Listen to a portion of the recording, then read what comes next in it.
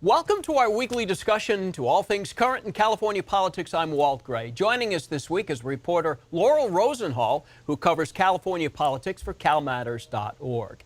Laurel, we're so happy to have you here with us on this Sunday. Friday was the deadline for all candidates to file for the recall election. There is a new requirement that all the candidates have to meet. What is that? Yeah, that's right. For the first time ever in California history, candidates for governor will have to file 5 years of tax returns in order to appear on the ballot. And those tax returns are going to live on a public website, on the Secretary of State's website, for the world to review. So it's a really new and different requirement, and California becomes just the second state to have this requirement. Where does the whole recall stand right now with the polls? I'm not sure that everybody can see polls about favorite candidates or whatever, especially on the GOP side. But right now, only 40% polled say that they want to recall the governor. Where does this all stand in your mind?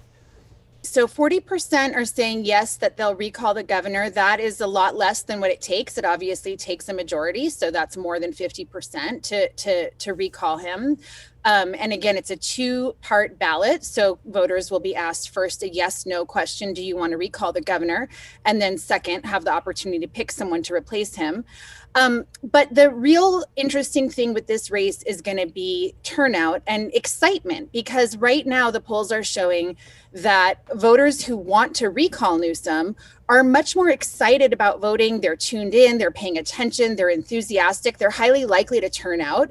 Whereas voters who are more likely to support Newsom and keep him in office are not as tuned into the fact that there is an election happening. So the real challenge here for Newsom's side is going to be to, engage those voters and make sure that they actually vote. Yeah, that's an excellent point. I remember 2003, where it was vote no on the recall and yes on Bustamante, and everybody was like, oh my gosh, what does all this really mean?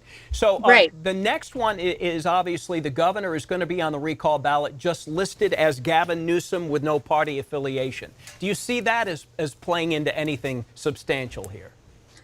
I don't think it's likely to have a huge consequence in terms of the amount of votes he gets. I mean, I think most people who will vote in this election will be aware that Newsom is a Democrat.